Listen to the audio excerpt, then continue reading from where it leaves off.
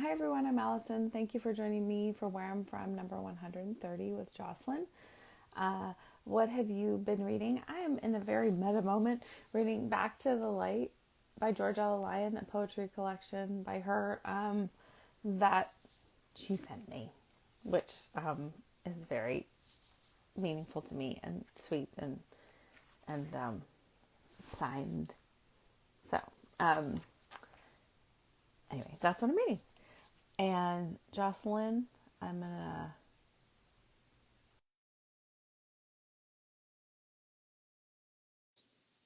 um, or more than a few times. I'm on three. Um, four. Hello. Hello. How are you? Good. How are you? I'm pretty good. Yeah, it stopped raining, and that is always fun when the sun comes out. It feels very hopeful. It does. It's like refreshed, Yeah, starting anew. yeah, yeah. So I'm enjoying it, and the birds, they seem like more excited and stuff. Like they tweet more, and it just makes me Yeah, I happy. had some birds outside. We're in like full winter here in New York, but I had some birds Yes. outside my window this morning that were quite joyful. Let's put it Yeah. that way. Oh, right. Well, sometimes that's a mixed blessing, but hi. You're getting some highs down there, so Hi, okay. everybody. Um, you gave them good instructions, I Jocelyn. did. So I did. So far, the tech is working out, and I'm happy about that. is this your first live? This It's a lot of this people's is my first first one. live. It is. Well, I've watched a lot, but this is my first No, time I here mean like on one. you're Yeah. yeah. Well, and it's Yeah. funny because I got a ring light during the pandemic that I didn't open it up. I got intimidated, like as I do with some like instructions and tech stuff. And I was Yeah. like, I'm gonna bust out that ring light today. Mm-hmm. And I forgot that glasses and ring lights do not mix Oh, well. You get the big, right. so I got Right. like the ring light from the side right now. Side light? That's Side, a it's good like some people yeah. have side boob. I Yeah. have side No. light, I guess. Side light's a professional, Oh, it is? just so you know. Yes, Oh, you good. can have Okay. side light. I Yes. got side So light. Yeah. that's valid. Yeah. Okay. Well, I'm so happy. I'm so happy. Wow. I'm so happy you're Yeah, here. I am too. Do you want to read your poem? And I would love for you to tell us a little bit about your forthcoming memoir. Oh If yeah, you, I'll do that. I'll read the poem first. yeah. Yeah, great. Okay. So, all right. Um, I am from snow shovels, from Tom's toothpaste and a cupboard stacked with vitamins. I am from a baby blue ranch house carpeted with shag in several hues of blue, and a velvet love seat, also blue. Cobalt, navy, sapphire, all the shades my mother loved, soft to the touch, burrow into. I am from frozen branches, shellacked and glistening.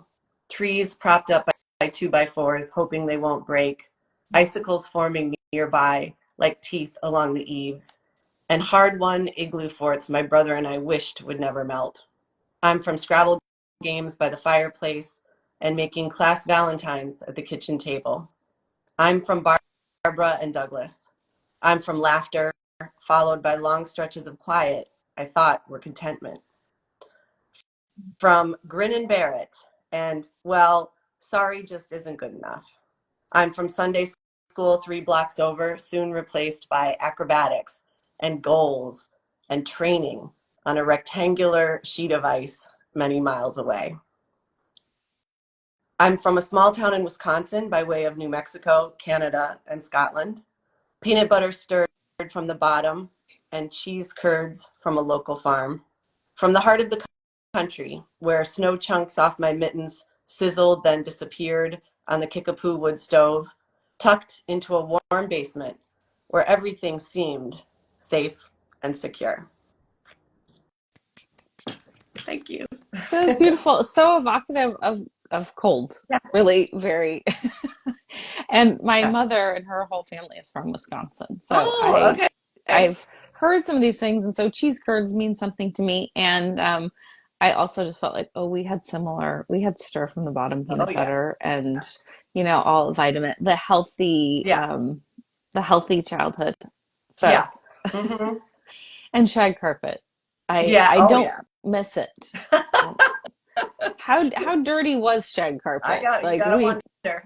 we just didn't know, Yeah. which was good that Yeah, we it was didn't know. good that dust mites, like stories about dust mites were Yeah. not yet, Oh yeah, I in our remember when lives. people started having allergies, like officially. Yeah. Like, oh, that's what's Oh, going on. Like right. this thing, Right. this has got stuff Yeah. in it. Um, so this ties in. My first question is always, what was the Yeah. experience like for you Yeah. writing this poem? It was great. I'm not a poet. You neither. I've been working on a memoir for intensively for 3 years, Yeah. and it's just interesting that there's still more to mine. I mean, almost nothing. Yeah. Maybe so. There's the one line, "Grin and bear it," is very, very much in the Hmm. memoir. But other than that, it was all different stuff that I hadn't really touched on, and Hmm. it felt like a deep dive into childhood, a deep dive into those details, and it was very Mad Libyan as well. And Yes, I love Mad it Libs. definitely is. I mean, Yeah, you could just fill it out yeah, and that's it. Like you don't yeah. need to elaborate and you have something that is Right. meaningful. And I love Yeah. that. I Hmm. do too. And so my son is 11 now, and we've done a lot of Mad Libs. We love them.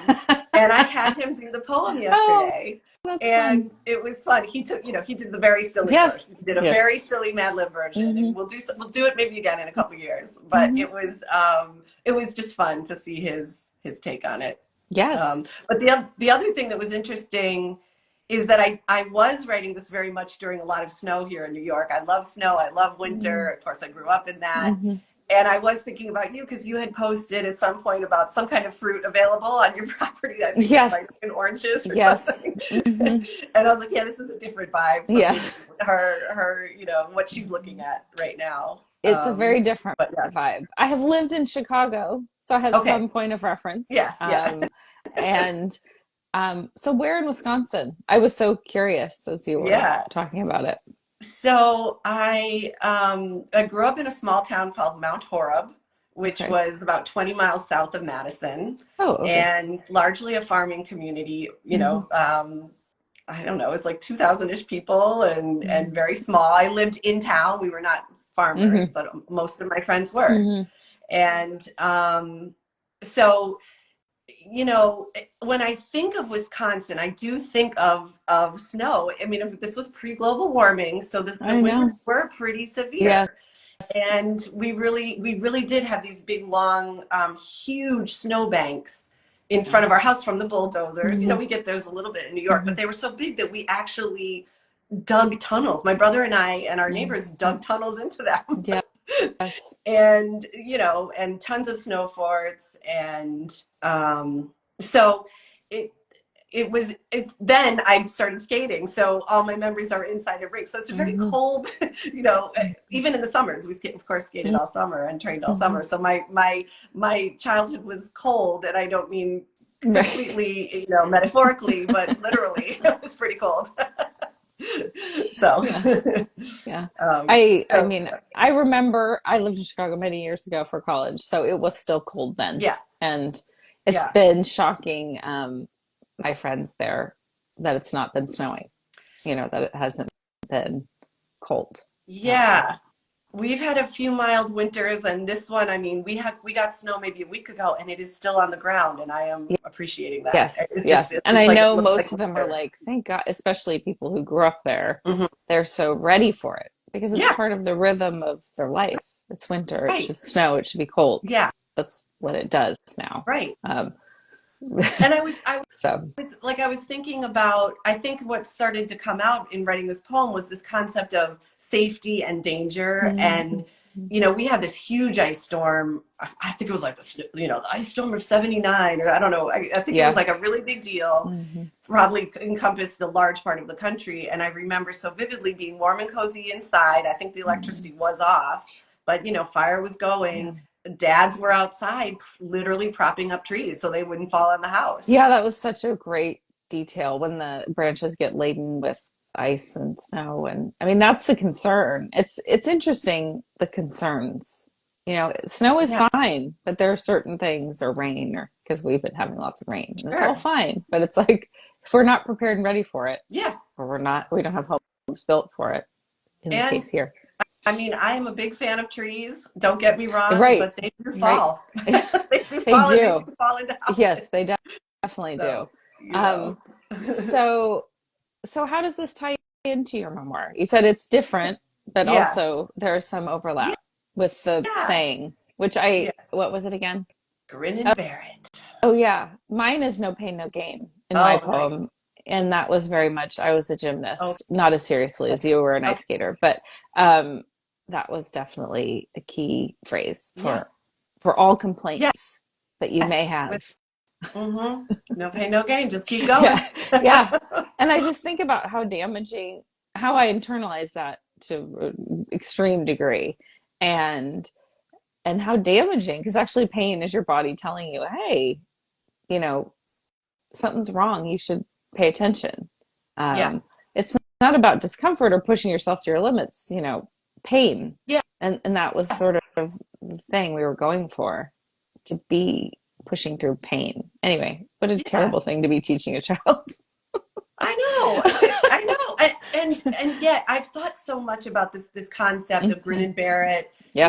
fake it till you make it, no Yep. pain, no gain, all of these concepts. And I think, we're in a time when we honor being like more real. Yeah. We've watched athletes beg out of competitions, and say, look, I'm not in a good place for this Yeah. right now, and I'm not safe.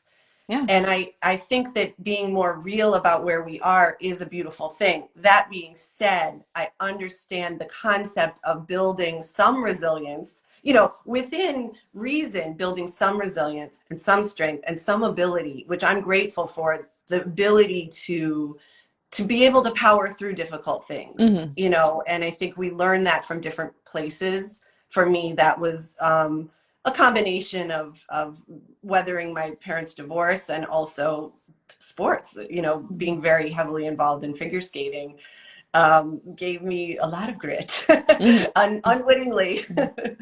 um, but that's all connected with my memoir, which is called Motion Dazzle.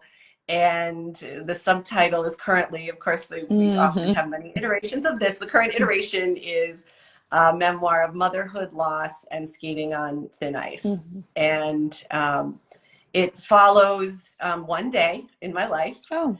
and it was the day that my son turned 1, and I hosted a zebra themed birthday party for him. Mm-hmm. And that happens to be the day that my mother died of dementia and other ailments. Mm-hmm. And so it really, I wanted to write a book that, and it's interesting. I was thinking as we were, I was working on this, I love a prompt. I love a constraint, Yeah, and me I too. love an Mm-hmm. exercise. And truth be told, my book ended up being that, because I'm like, can I write a book that is a day? Mm-hmm. And then of course I go back. It's not just that day. Sure. So I use the day and then I keep going Yes. back. Yeah. I'm not that Proustian, but Thank God, to be yeah, honest. right, right. But that ended up being, this poem was a construct. I've done a lot of other prompts, Hmm. and that ended up being my construct. Like, can I do this? Like, can I go through Hmm. this day Hmm. and show the meaning of this day through going back in time? The back part of this, my story, is not completely linear. And that it does include skating. It does include, I skated with my older brother. He was my partner. Hmm. And we started in Wisconsin. It ended up, after my parents' divorce, we moved to Delaware to train with, Olympic elite level Hmm. coaches. Hmm. And my mother's role in that, my mother really made it happen, and not in I that think you need a typical, parent yeah, to make things like that happen. yeah. I, you need or a grown up who's gonna, because it takes a lot of care and attention. Especially a sport that it requires driving. I mean, this isn't, Which it's not I mean, they track. do, That but most of them do, yeah, but it's not basketball. It's not track. yeah, It's going to require driving, and that driving, and that became it. Our path took us further and further from our yeah, house.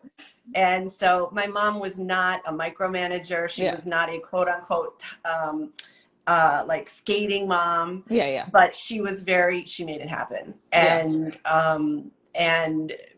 that's something I've thought a lot about, her own, the way Hmm. she sort of got through the divorce and was taking my brother all over the place and kind of restarted her life. Mm-hmm.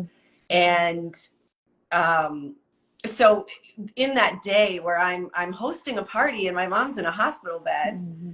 and I've spent 2 years caring for her while I was pregnant, Mm-hmm. while I had an infant, you know, while I had Mm-hmm. these two loved ones that I was trying Mm-hmm. to keep alive. Yeah. On two very different trajectories, Mm-hmm. obviously. On that day, I really was dealing with something I think a lot of us deal with, which is, you know, holding opposite feelings Yeah. at the same time, Mm-hmm. right? Whenever we're experiencing something joyous, there's always something in the background for someone in our lives or for us that is less than ideal, Yeah. or maybe even fully tragic, or maybe even fatal. Mm-hmm. Mm-hmm. So I just was really looking at that, and when I got the call and my mom was gone, I mean, there were literally still like balloons, you know, striped balloons floating around our living room. And I said, this day will always contain darkness and light and Mm-hmm. opposite feelings and, you know, sorrow and celebration.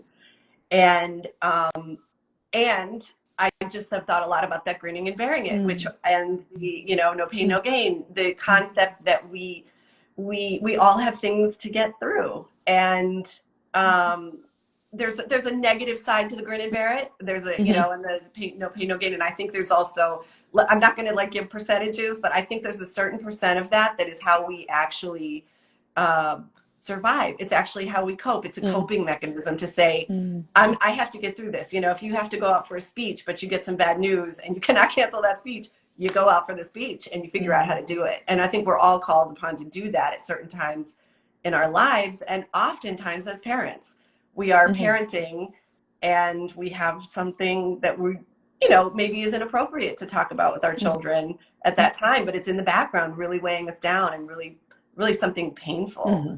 And so I think that I know I'm not the only one who has dealt with that kind of thing, No. you know. Yeah, I No. think it's very I think Yeah, it's common, especially common in the world that we live in. You know, what are we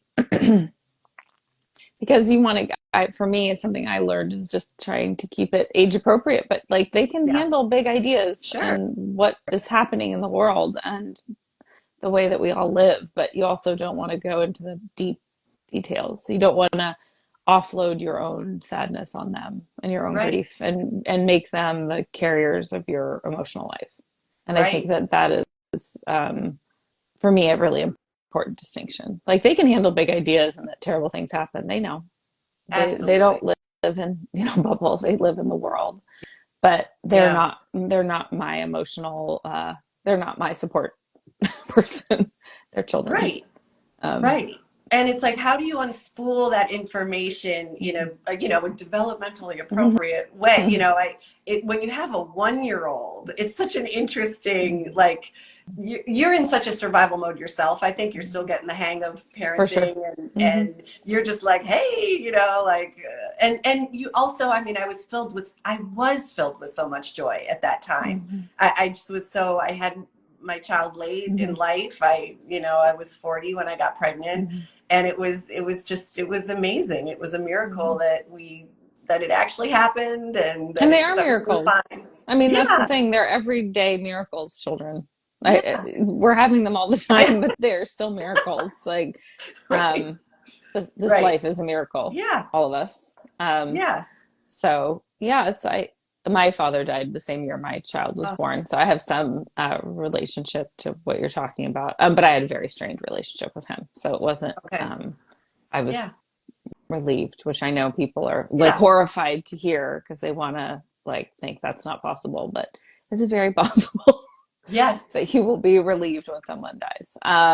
No, And I I was, was yeah. relieved. I mean, I loved my mother. She was my bestie. She was my Hmm. person. She was my everything. But it had been so ugly for her that I had to accept that feeling of relief really early because she was so miserable and it was Right, so and she was ready difficult. to go. She was ready to go. Hmm. And, you know, it was such a surprise and not a surprise when it happened, you know. But yeah, I think that relief is, you feel such a shame to feel that. But Yeah. that concept, you know, that platitude of like they're in a better place or like they're Hmm. out of their misery. I mean, some of those platitudes are true, and I really feel like she was done. She was Yeah. done, And, it's unfortunate that the way things played out for her, but yeah, it was weird that it was weird for me that it happened on that day, but It is. I think there's some universal cosmic, thing going on that I actually believe that even during the pregnancy, I was, you said they're like children are miracles, but we all have them. And I just, it was having a child was scary for me. I was a nervous.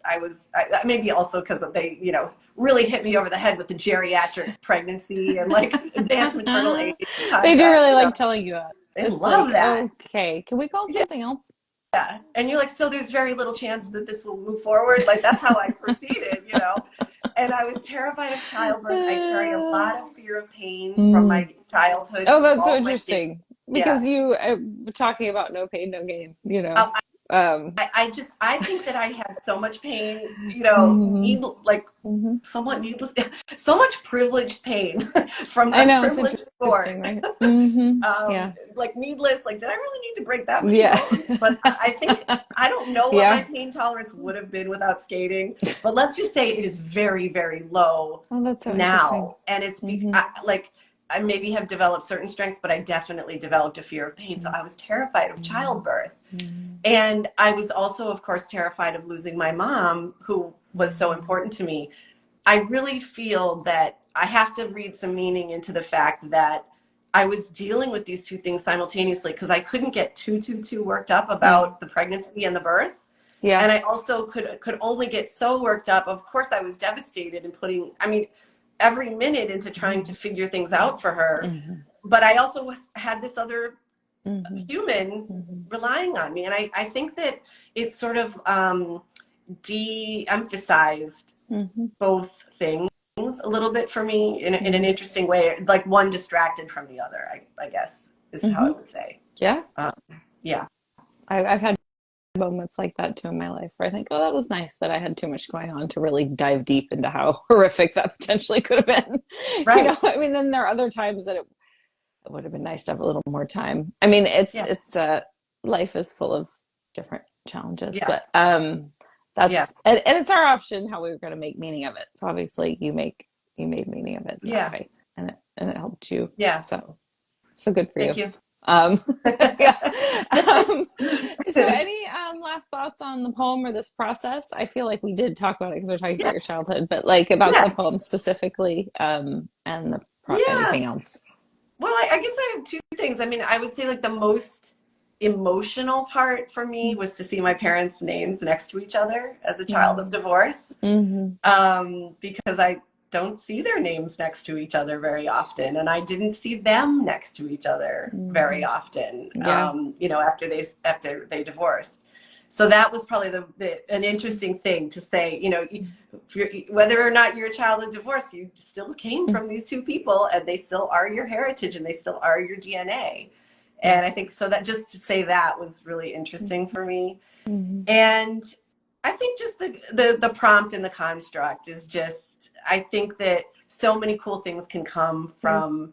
constraint. Mm-hmm. And I've witnessed that as a teacher. I've never taught this poem and I've never written Mm-hmm. this before, but I've just seen, I come from background in fiction, and I've done different kinds of exercises where you first get the prompt and you're like, this is impossible. I mean, the first couple times I read this, I was like, I don't know, I cannot think of anything.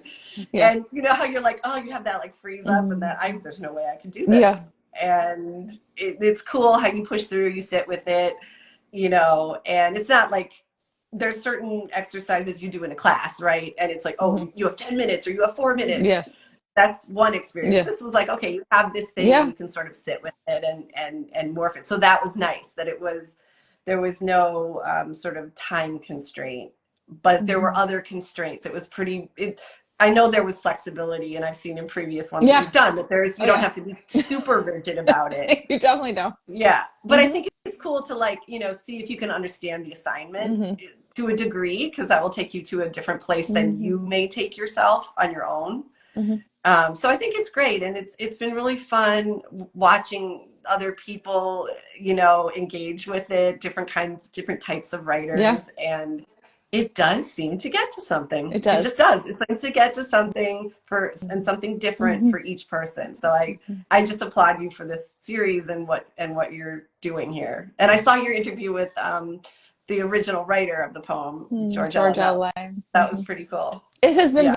very cool. And the book that I'm reading right now is a poetry collection by her, signed by her, that she sent me. So Oh, I I was feel just signing on when you were holding up and I couldn't tell what it was. so Okay. I was like, Yeah. I feel very grateful for her friendship, and this whole project is why it happened. Yeah. So I feel like it's important to share. Sometimes we do things we don't know why, and they feel important to us, and that's how I felt about this when I started it. And it has brought just a variety of things into my life that I wouldn't have anticipated, and um, I'm just grateful because I agree with what you're saying. It does bring out things in people.